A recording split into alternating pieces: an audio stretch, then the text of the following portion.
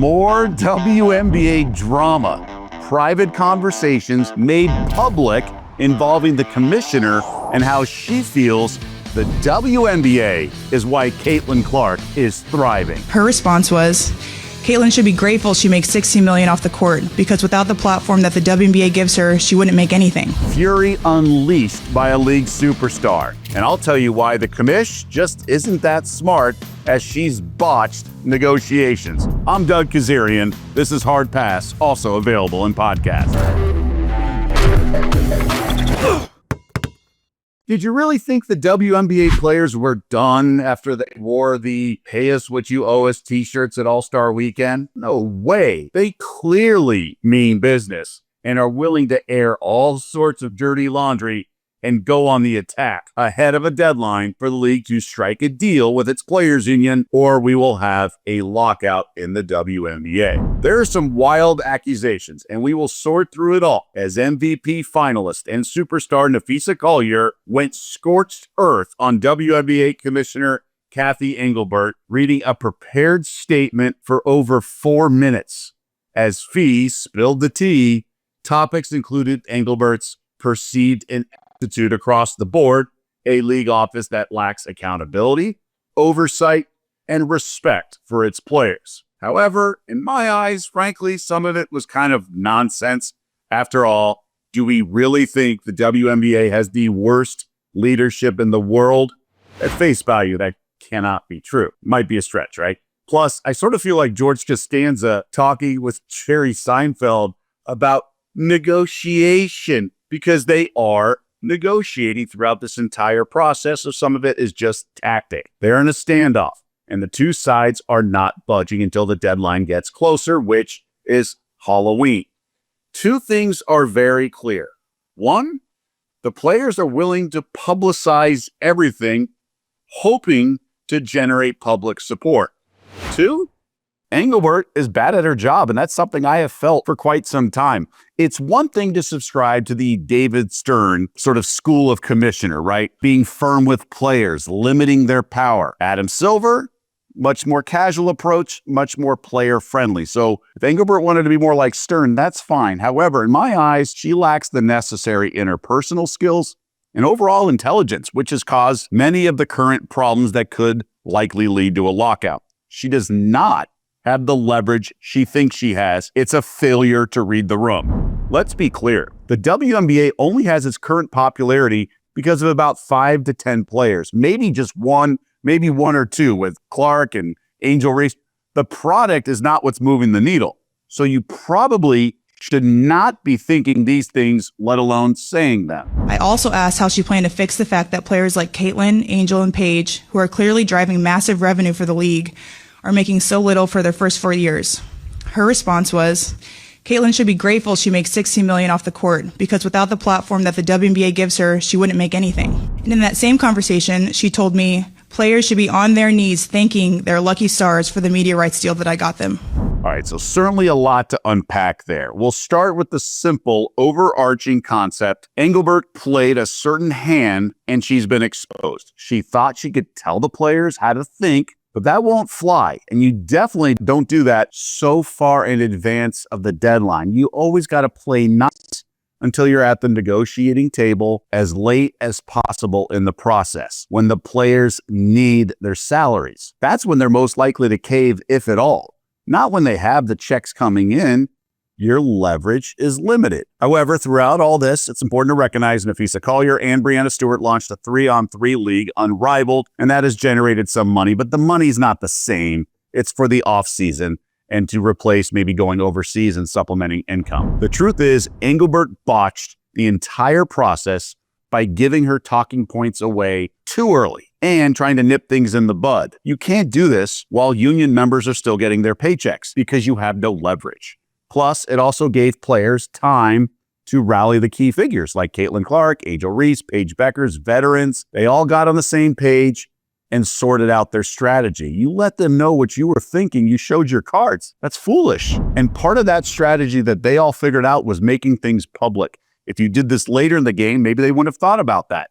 She's out of touch and just not that smart. I recently ran a soundbite and now want to revisit it because it just shows a lack of awareness and competency. At the end of this past regular season, Engelbert flew to the Bay Area to present the Coach of the Year award to Napheesa of the Valkyries. Engelbert botched the pronunciation of Napheesa. Investment Management SPY WNBA Coach of the Year award to Golden State Valkyries coach Napheesa.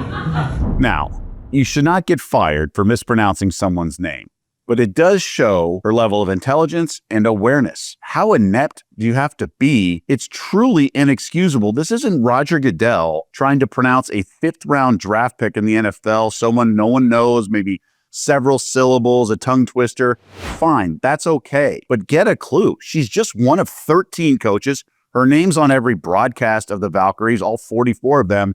How clueless are you? This is a players' union overall that outsmarted Engelbert. They had time to organize and get strength in numbers, including the main moneymakers, right? She's out of her element. Of course, Collier's teardown made the rounds on social media, so naturally, it's time for a heat check.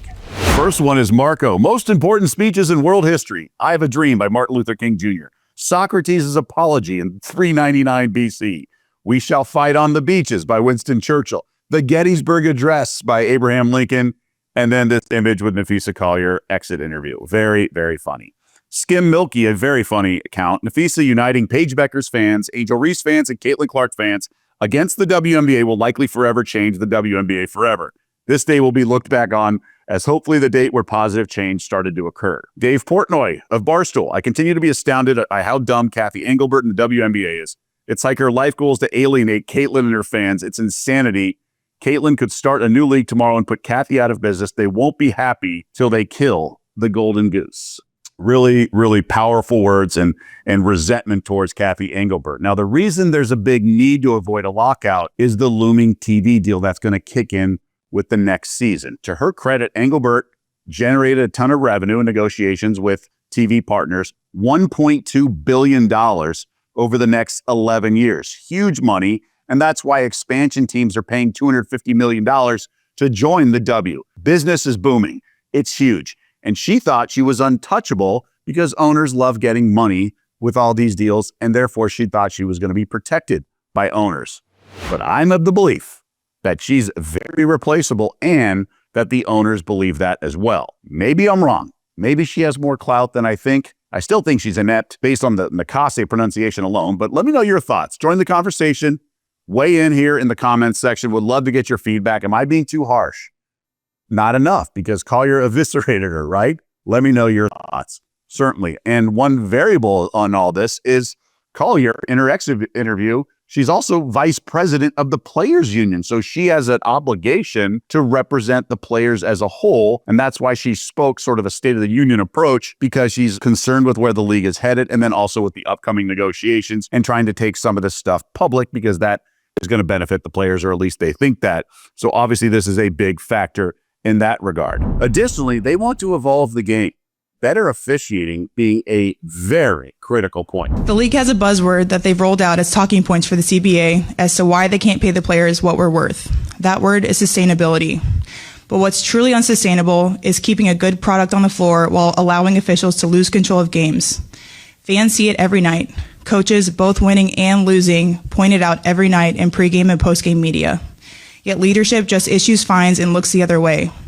They ignore the issues that everyone inside the game is begging to be fixed. That is negligence. I've finally grown tired.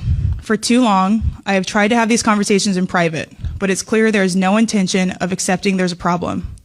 The league has made it clear it isn't about innovation, it isn't about collaboration, it's about control and power. Ultimately, we will find out how far each side is willing to go.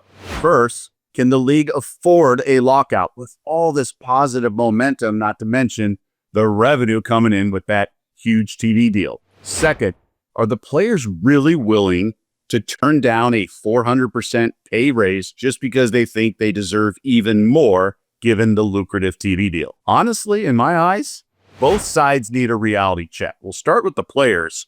I truly believe only about 10 of them truly matter. Obviously, Caitlin Clark, Angel Reese, Paige Bueckers. They're in a separate category, all 23 years old. Collier, Asia Wilson, Sabrina Nescu, and yes, Sophie Cunningham, even though she's a reserve player, she's been moving the needle off the court. As much as I appreciate the quality of the WNBA, there's just no media deal without those stars involved. It just isn't. Ratings would crash if they were relegated to Brittany Griner, Brianna Stewart, Kiki Irfan, Courtney Williams, Sonia Citron, Kelsey Plum. Oh, that's just a bubble of people who already follow the W.